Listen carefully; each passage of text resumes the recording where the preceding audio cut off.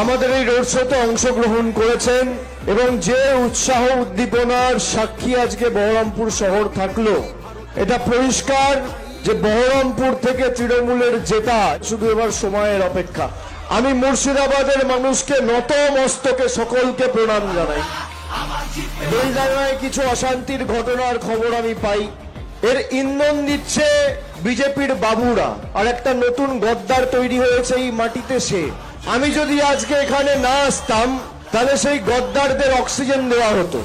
দলীয়ভাবে প্রশাসনের কাছে অনুরোধ করব, এর বিরুদ্ধে যারা দায়ী তার বিরুদ্ধে আপনারা ব্যবস্থা নেবেন। এই ঘটনাকে তৃণমূল কংগ্রেসের কেউ সমর্থন করে না। ধর্মে ধর্মে বিভাজন তৈরি করে মানুষকে মানুষের বিরুদ্ধে যারা লেলিয়ে দেয় তাদের বিরুদ্ধে মুর্শিদাবাদকে এক হতে হবে। আজকে যারা বাবরি মসজিদ নিয়ে রাজনীতি করছে 2019 সালে সেই বিজেপির প্রার্থী ছিল। বিজেপির সাথে কার যোগাযোগ? মানুষকে ধারাবাহিকভাবে নির্যাতিত করেছে এই কমিশন। নির্বাচন কমিশন নয়, এই কমিশন হচ্ছে নির্যাতন কমিশন।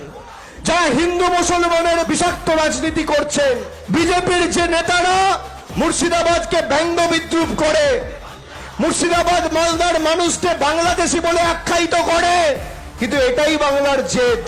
তুমি 600 নোটিশ পাঠাবে, ওই 600 জন গিয়ে আবার নাম তোলার ব্যবস্থা করবে। আমরা ছাড়বো না, মাথা নত করবো না। তুমি শুরু করেছো, আমরা শেষ করব। শেষ রক্তবিন্দু পর্যন্ত লড়াই হবে।